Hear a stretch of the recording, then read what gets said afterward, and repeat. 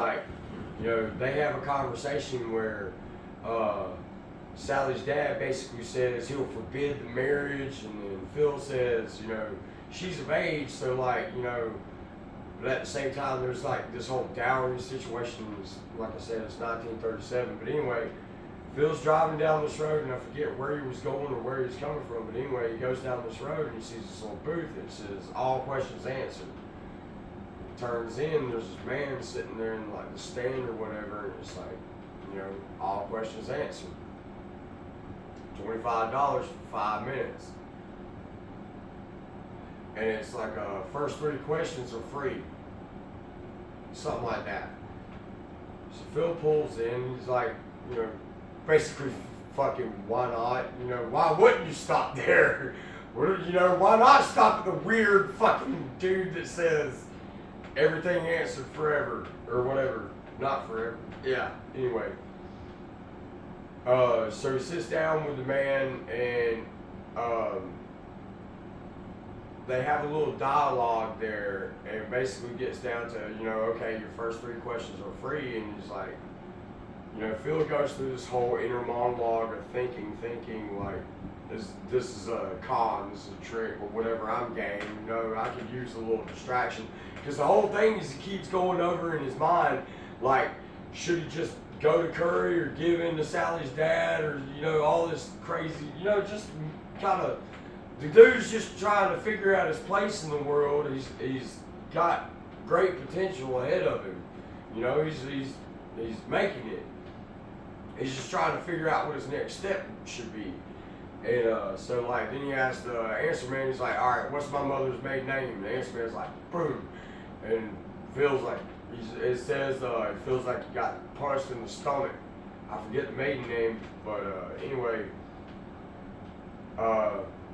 Phil asked him 2 other redundant questions, and like they have this conversation about that, like how the impotent questions. That's the thing that comes up.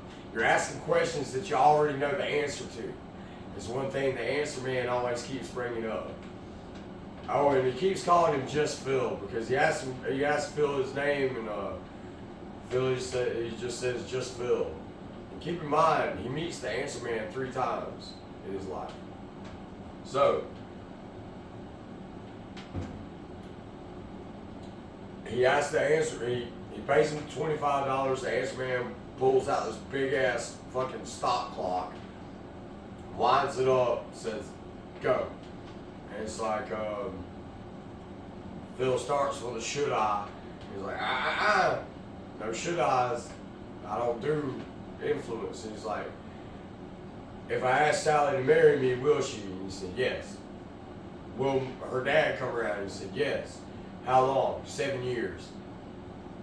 Will there be a war? Yes. Will I be in it? Yes. Will I be injured? No. Will I die? No.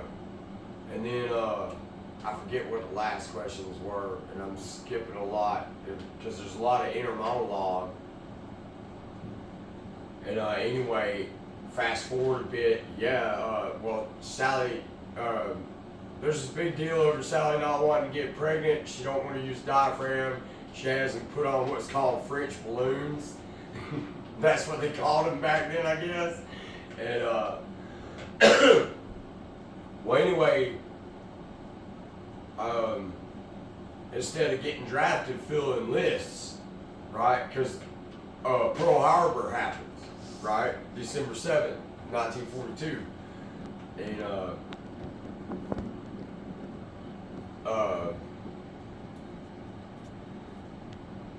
what? 1941? Oops, cut that part. December 7th, 1941. Pearl Harbor happens. Don't cut that, fuck it. Anyway, so he goes to war, and he's in the Pacific, where my granddaddy fought in Japan. He was on like, I forget what island they said they were on, but anyway, the Pacific, the War of the Pacific. Do I have that wrong too? No. Can we pause? Are you recording now? And we're back. So he goes to the War in the Pacific. Pacific. Goes to the war in Pacific. Damn it. Anyway, goes to the field. He goes through like Marine training. He winds up becoming a fucking lieutenant. He's a success in the war. Fucking, there's a part where they get ambushed because like Japanese had like they cleared the island, but the Japanese had spider holes everywhere, and there was like hundreds and hundreds of them when they thought that they had the island. Anyway, they get ambushed, and Phil remembers the answer man, charges into battle, and like basically becomes fucking Captain America. Like they're showing off his helmet and his shirt and shit that's like got bullet holes everywhere, but he wasn't fucking touched at all. Fucking won this one congressional medal or whatever. You know, he basically don't go to war no more. He becomes Captain America, starts touring the country selling war bonds. For real. Like that part had me fucking, it's cracking me up now. Anyway, they have a son that was 3 years old whenever he finally comes home, named Jake. Jake gets cancer and dies. Alright, yeah. At like 9 years old.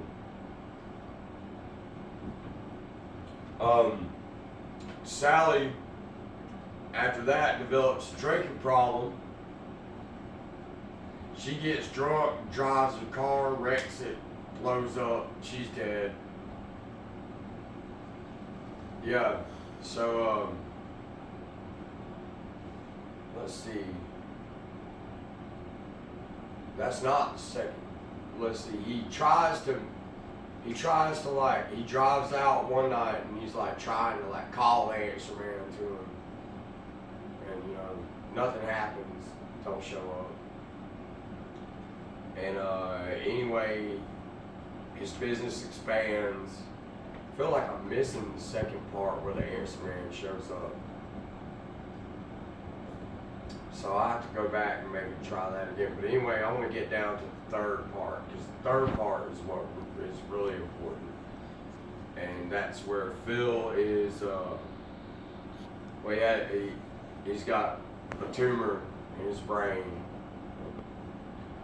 And he's talking to it, you know, like, he's done retired, he's not even supposed to drive anymore or whatever. You know, he's had an operation, like, he's got dementia and shit, and he gets behind the wheel of his car and he's like talking to his dog Frank, who died like fucking 10 years ago. You know, he had a beagle named Frank, and I could be getting all this wrong, but this is an off-the-cuff thing. Anyway, he starts driving down the road, and I forget what he's driving for, but it's like, this is the main part that really got to me, because you're following this guy Phil from where he's just starting out in life, and then you follow him through that, and you know, he has a great life and a wife and a child, and loses both, and then, you know, he has all these big struggles, but he overcomes everything. And he's driving down the road talking to his dead dog. And he's like, I hope I don't kill anybody today, right, Frank? I think that's an actual line, give or take. Anyway, he sees the sign and it says, Answer Man, all questions answered, free. He pulls in and he sits down, and it's like the one moment of clarity that he's had in a long time. And you know, he asks the answer man, you still got this big old stopwatch? And he's like, yeah, but you know, there's kind of a point to it this time.